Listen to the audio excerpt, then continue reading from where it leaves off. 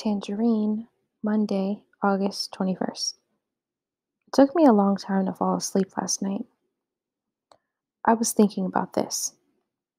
Eric's arrival is going to change the football season at Lake Windsor High School. Dad's arrival is going to change how things are done in the civil engineering department in Tangerine County. Mom's arrival will change the homeowners association in Lake Windsor Downs. So what about me? Will I make the difference between winning and losing for the middle school soccer team? I have this sense that great things are expected of us here. Dad calls this a booming era, but it's no Houston. It's not even a Huntsville. It's like we're major leaguers who've been sent down to a minor league city for a while. We're expected to do great things here and then move back up to the big leagues. I got down to breakfast just as Dad was leaving. He was halfway out the door and he did not look happy. He was lecturing Mom. You ought to file a complaint against the fireman. You ought to call the county and complain about the slow response time. Then you ought to complain about them sending some jerk kid out here who doesn't know what he's doing or what he's talking about. I don't know why, but I immediately rose to Wayne's defense. He sure seemed to know what he was talking about, Dad. He sure knew all about the muck fire. Dad snapped back. No professional shows up 20 minutes late wearing cutoffs. If he worked for me, he'd be fired. Then he was out the door, leaving me with his unanswered questions. Fired for what, Dad? For telling us the truth?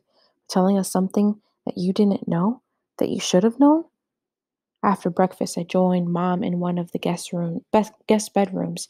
She had taken on the job of unpacking the boxes.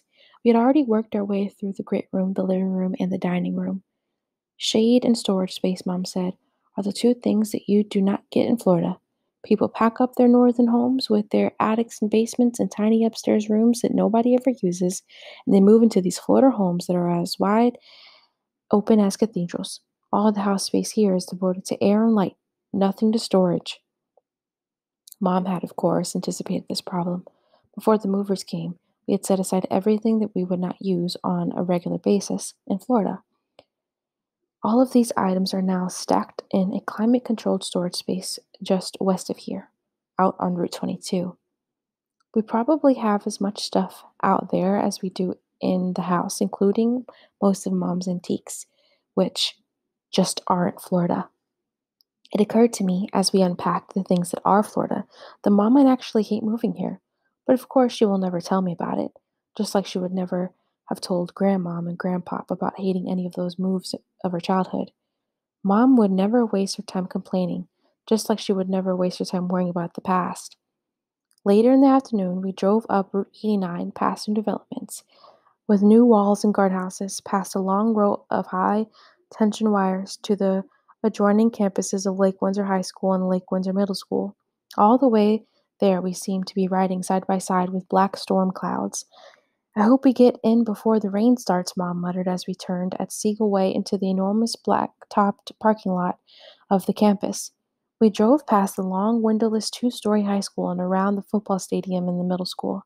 The middle school office is located in a one-story building that looks like the younger brother of a high school building. We made it inside just as the first bolts of lightning cracked around us. While Mom gave my name to the secretary, I looked through a glass door at a field full of small wooden shacks. They make up most of the space between this main building and the steel bleachers of the high school football stadium. I wonder who gets put into those shacks, I said, turning toward Mom. She was now standing with a tall, thin woman with jet black hair. The woman eyed me coldly and said, all 7th and 8th graders are in portable classrooms. The main building is for 6th graders only. Mom didn't look pleased. The woman continued, I'm Mrs. Gates. I'm the principal here at Lake Windsor Middle School. Mom extended her hand. I'm Caroline Fisher. This is my son, Paul. Hello, Paul, she said. What can I tell you folks about Lake Windsor Middle? We were hoping to see exactly where Paul will be going next week. He has problems with his eyesight. He's legally blind, so we're hoping to make a dry run today. Mrs. Gates looked hard at my glasses. She seemed to be trying to think of a way out of this, but she finally said, I see.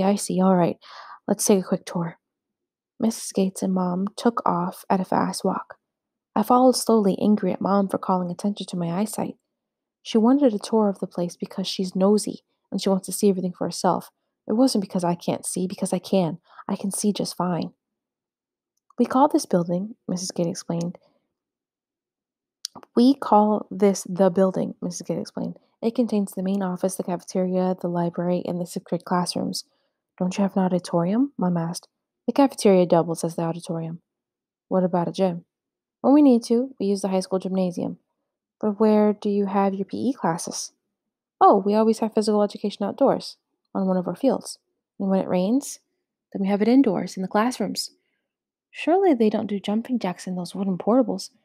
No, on a rainy day, the PE teachers will most likely concentrate on other parts of their curriculum, such as healthcare or good nutrition. We were outside now facing the portables. There must have been 40 of them, all connected by a system of wooden walkways, the kind of boardwalks you see at the beach.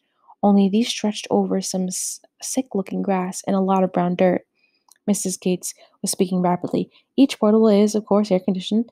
All As you can see, all of the buildings on our campus are grounded with lightning rods in our afternoon storms. Mom's Mom eyed the field with alarm. Why would you ever why would you ever know if there sorry, How would you ever know if there were some emergencies out here? Mrs. Gates turned to her and asked, like what? I froze. Even I could hear the annoyance in that voice. Mom locked eyes with her. Does it really matter like what? Do I really have to provide you with an example of what constitutes an emergency? Mrs. Gates retreated. No, of course not. Each portable is connected to the main office by a telephone and a public address system, and each has its own pool alarm in case of fire. We all stared at the crisscross of wooden walkways until Mrs. Gates asked, What brings your family to Tangerine?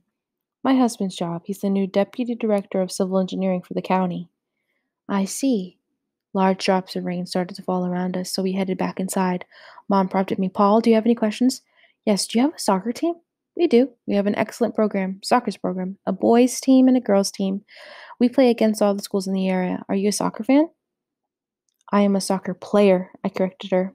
I play goalie. We were now back at the main office. Mrs. Gates led us through into her private office. Mrs. Fisher, I'd like you to fill out an IEP for Paul, an individualized education plan. Being vision impaired, Paul is entitled to take part in our IEP program. Basically, we identify Paul's situation, set specific goals for him to achieve, and note any special needs he might have.